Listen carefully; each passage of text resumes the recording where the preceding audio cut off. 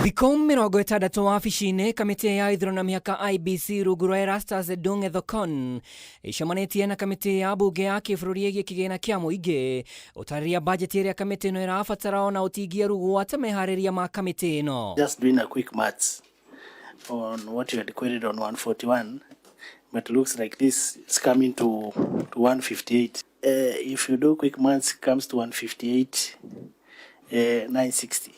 It's not 141. So the maths are adding up? Yes. Okay. But just by, I've not even used a calculator for your information.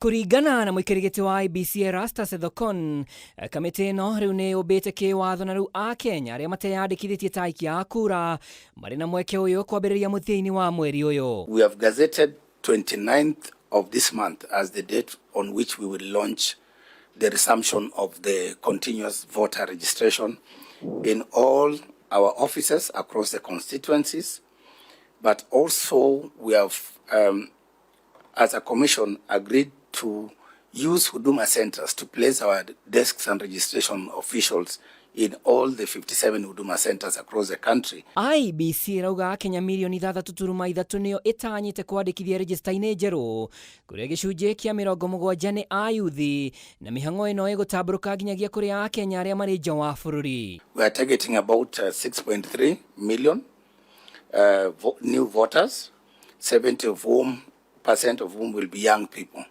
So once we launch that process, we will give details again to the nation. Na kuona mĩhang'o ya gũthũrima mĩhaka werũ nĩ yaciirwo gĩgatiba ũndũ ũrĩa ũtigĩte icigo imwe igĩtangĩka kumana na ũkunderu wa kĩgĩna kĩrĩa igayagĩrwo gũkĩringithania na ũingĩ wa andũ, kwaya Kenya mathio na mbere gweterera igoti itũgĩru nĩ rĩheanĩte mwerekera ũrĩa ũkũhũthĩka ũneneri na mahinda marĩ ho amwe na mbunge ndĩgathĩkĩte bajeti ya mĩhang'o ĩno. I represent a constituency which ranks as the second largest in this country, 22,000 square kilometers.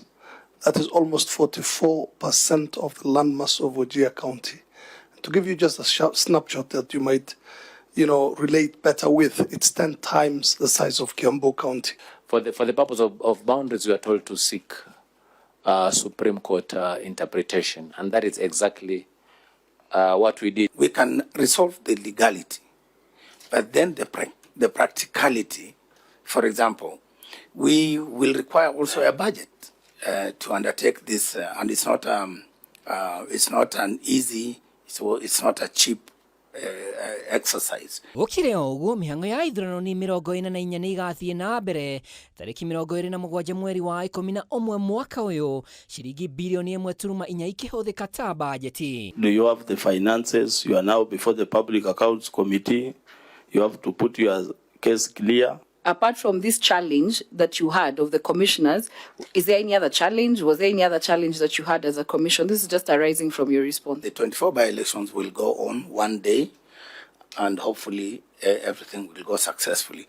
And I think the CEO has spoken about the issue of funding and the funds flow.